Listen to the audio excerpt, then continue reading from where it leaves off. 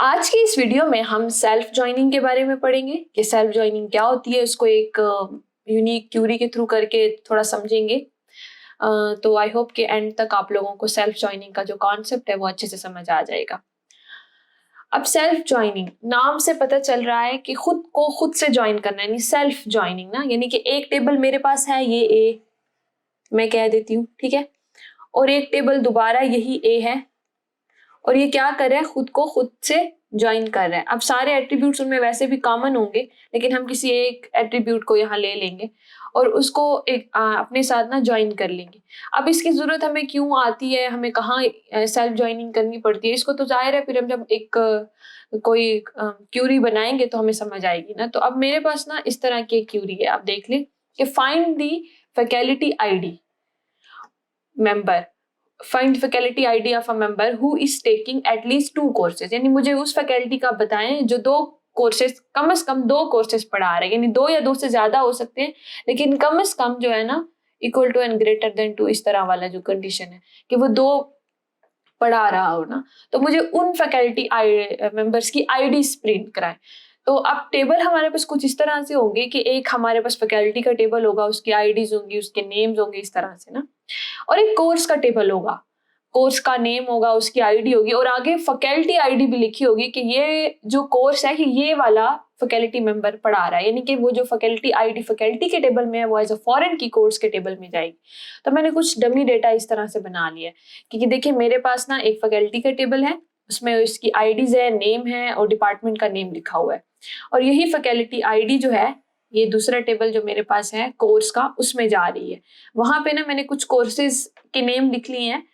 ये डीबी है, ये डेटा स्ट्रक्चर है, ये कैलकुलस है, ये लीनियर अलजेब्रा है, ये प्रोबेबिलिटी एंड स्टैटिस्टिक है, एंड ये कंप्यूटर नेटवर्क है। आगे उनके क्रेडिट आवर्स हैं और आगे फैकल्टी आईडी लिखी हुई है, यानी कि ये जो 2 फैकल्टी आईडी है ये यहाँ पे देखिए मैम आयशा की है। तो इस तरह से ना 2 टेबल्स लिंक है। अब मुझे बताना है कि इस कोर्स के टेबल के अंदर ही हमें पता चल सकता है ना कि कौन सी फैकल्टी आईडी 2 या 2 से ज्यादा कोर्सेज ले रही है। तो अब इसी कोर्स के टेबल को हम कोर्स के साथ ही ज्वाइन करेंगे, यानी अपने साथ ज्वाइन करेंगे और फिर इन फैकल्टी आईडीज को उठाएंगे और फिर अपना जो डिजायर डेटा है वो फेच करेंगे। तो हम जरा पहले क्यूरी बनाते हैं ना यहाँ पे। अब क्यूरी कैसे बनेगी, सबसे पहले तो मुझे 2 टेबल्स को ज्वाइन करना है ना, तो मैं सेलेक्ट लिख लेती हूँ और मुझे फैकल्टी आईडी चाहिए ना, तो यहाँ पहले मैं सब जगह छोड़ देती हूँ यहाँ पे फ्रॉम, ठीक है, और मेरे पास है कोर्स, कोर्स का ही टेबल है,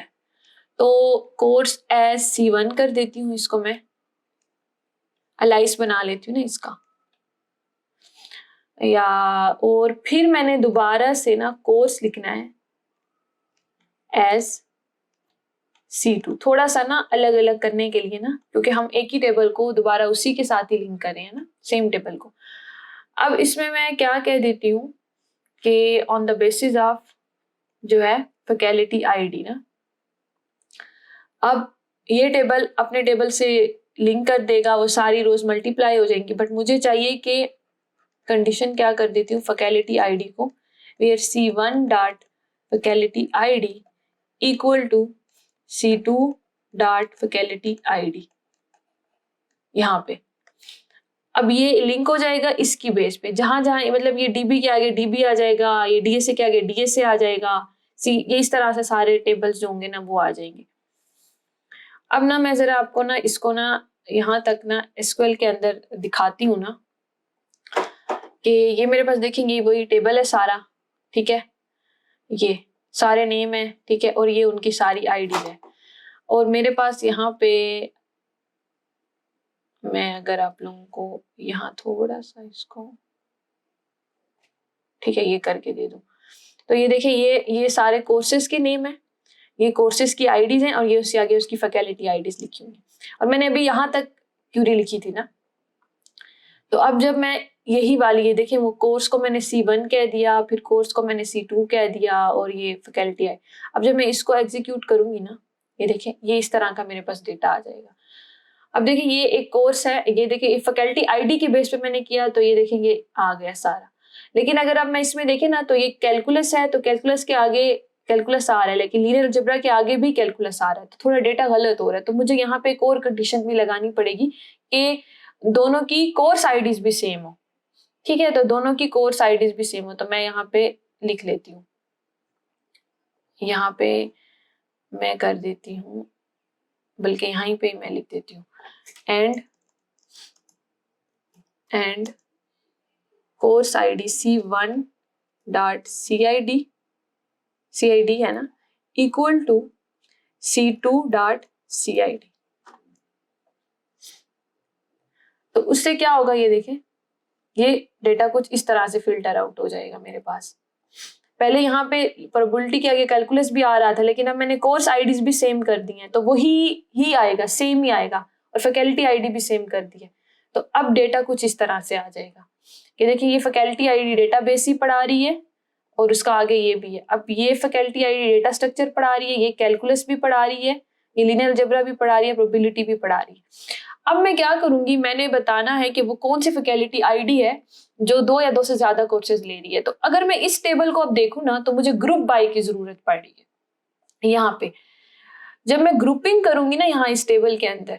तो क्या होगा, और ग्रुपिंग मैं किसकी बेस पे करूंगी, फैकल्टी आईडी की बेस पे करूंगी। तो वो ये 1 वालों का अलग बना लेगी, 2 का, 4 का, इसका अलग अलग बना लेगी, और फिर मैं उस पर काउंट भी लगा दूंगी। और जो मैंने कंडीशन दी हुई है ना कि ग्रेटर देन और इक्वल टू वो लगा दूंगी, यानी कि हैविंग के अंदर, और फिर यहाँ पे मैं उस फैकल्टी आईडी को एक्सेस कर लूंगी। इस तरह से हम इस तरह की क्यूरी लिख के हम इन तमाम किस्म के सवालों को हल कर सकते हैं कि कौन सी फैकल्टी आईडी है जो 2 कोर्सेज ले रही है, 3 कोर्सेज ले रही है, 4 कोर्सेज ले रही है, तो वो फिल्टर आउट होके हमारे पास आ जाएगा। तो मैं ना यहाँ पे पहले ये लिख के दे देती हूँ आप लोगों को यहाँ पे कि ये मैंने कर दिया यहाँ पे, और मैंने यहाँ पे कर दिया एंड लगा के C1 dot CID and C2 dot CID,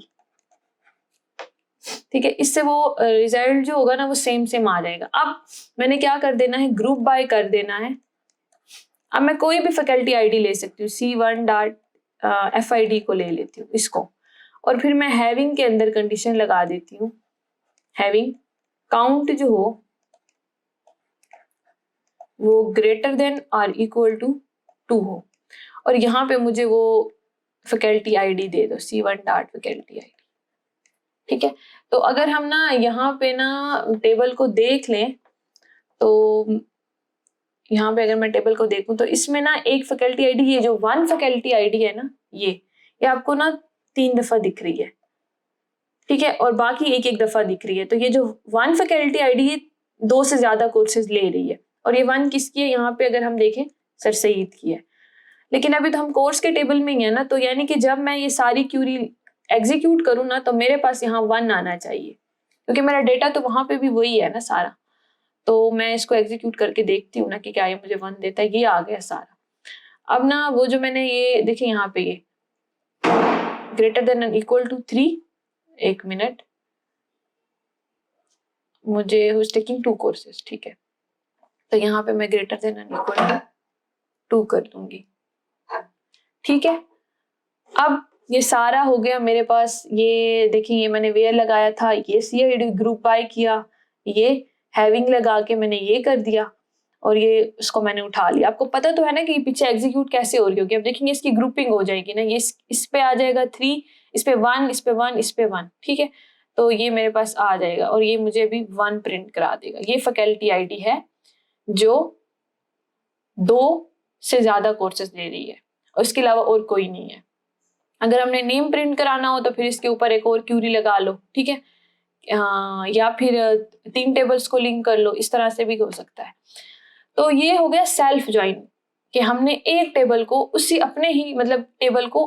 अपने ही टेबल के साथ ज्वाइन किया और इस तरह का डेटा उठाया। थोड़ा मैंने एक अलग सी एग्जांपल ली है ताकि आप लोगों को समझ आए यहाँ पे, और आई होप कि आप लोगों को क्लियर हुआ होगा यहाँ तक। ये सेल्फ ज्वाइनिंग का एक छोटा सा कॉन्सेप्ट था कि किस तरह से हम सेल्फ ज्वाइनिंग करते हैं, यानी कि एक टेबल है और ये दूसरा टेबल है और वो सेम टेबल है, उन दोनों को हमने ना लिंक कर दिया, यानी कि ये भी कोर्स का टेबल है, ये भी कोड, इस तरह का हम डेटा उठा लेते हैं। तो उसके लिए थोड़ी सी कंडीशंस का फिर हमें ख्याल रखना पड़ता है, क्योंकि उनमें बहुत सारी एट्रीब्यूट सेम होते हैं। फिर अब देखिए अगर मैं मतलब अगर मुझे 2 या 2, 2, 3, 4 जो भी चाहिए होंगी तो मैं यहाँ पे काउंट के अंदर लगा लूंगी, आराम से मुझे ना अपना ना डेटा मिल जाएगा। तो इस वीडियो में बस इतना ही। अपना बहुत ख्याल रखिएगा, पढ़ते रहिएगा, दुआ में याद रखिएगा। अल्लाह हाफिज़।